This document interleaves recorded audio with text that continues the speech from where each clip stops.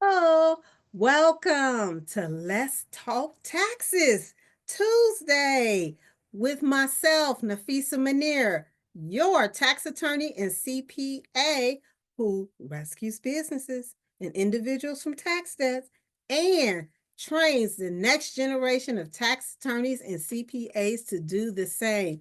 Welcome again to Let's Talk Taxes.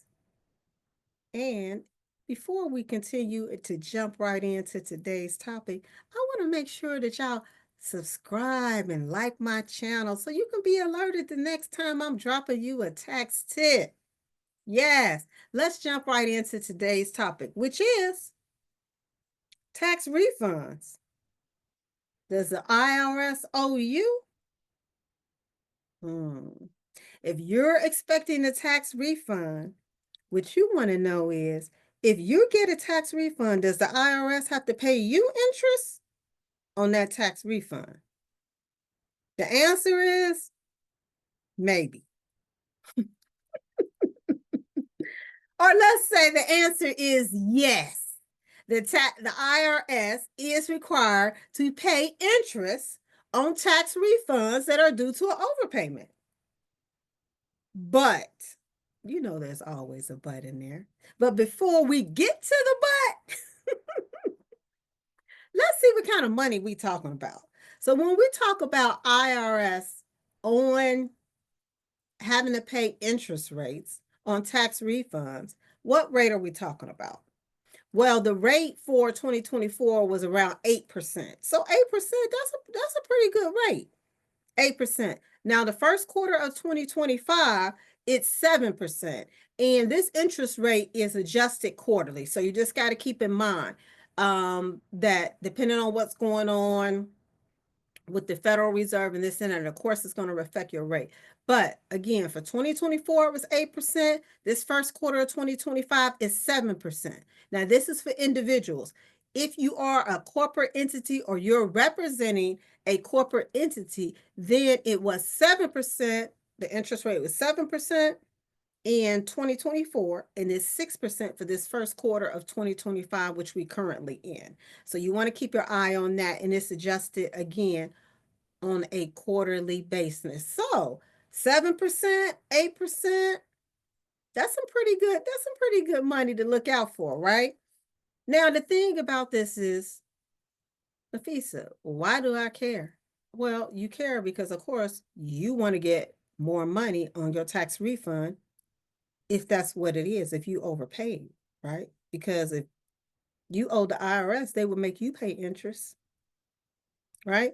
And if you are a practitioner and you are reviewing, let's say, your client's account transcript, trying to follow the money to see when they were supposed to get their refund or when an overpayment was supposed to be applied, for example, you want to make sure that if it meets certain requirements, that they were paid interest on that overpayment that may be credited to a different year. Those interest payments are following that overpayment. Okay, you want to make sure of that. So let's get to the but. So the IRS is required to pay you interest on your tax refunds. The but is 45 days. They have 45 days to process your tax return, your tax refund, and send it out to you before the interest starts to be calculated. They have 45 days. And that 45-day clock starts ticking when there's 4 different dates that 45-day clock starts ticking. The first is going to be the date that the tax return is due. So most individual tax returns are due when? April 15th.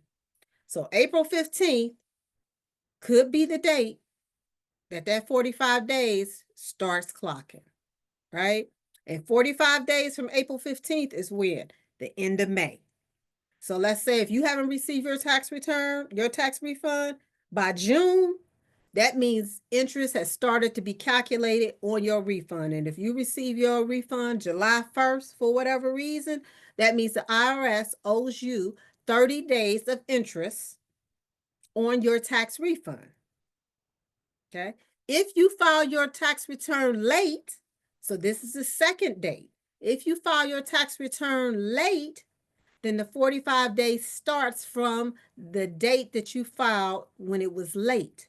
So for example, if you file your tax return, if your tax return is due April 15th and you don't file an extension, but you file late, let's say you don't file till June 1st, then that 45 days will start clocking June 1st to when?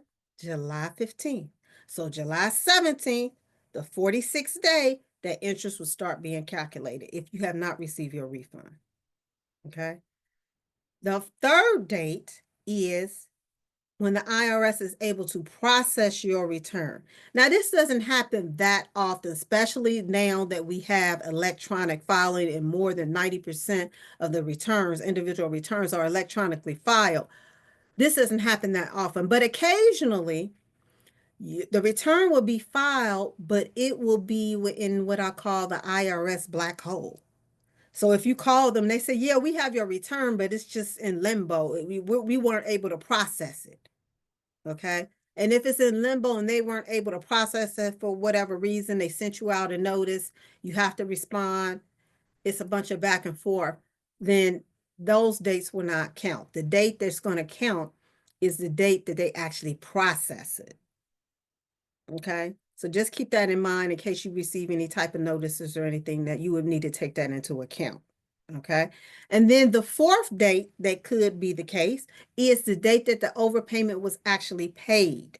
So if you made an overpayment for whatever reason and it was not at the same time that you filed the return, okay, then and it's later, then that date is going to be the controlling factor. All right. At the end of the day, just remember a general rule of 45 days. The IRS has 45 days to process your tax refund and get it back to you. Get your tax refund to you before they have to require to pay that interest. And it's not just when you receive the refund, it's also when they credit it. For example, if you decided you wanted to credit that refund to the next year, it's when they credit it. So practitioners, let me tell you, this is something to look out for when you are looking over your client's tax transcript and you're trying to follow the money and make sure that what the IRS says your client owes is actually what they owe. You want to look towards when they applied that overpayment, those overpayments, and if it was outside longer than 45 days from the time that they actually filed, you want to make sure the interest was paid on that tax refund and it followed it to whatever period they credited that overpayment to.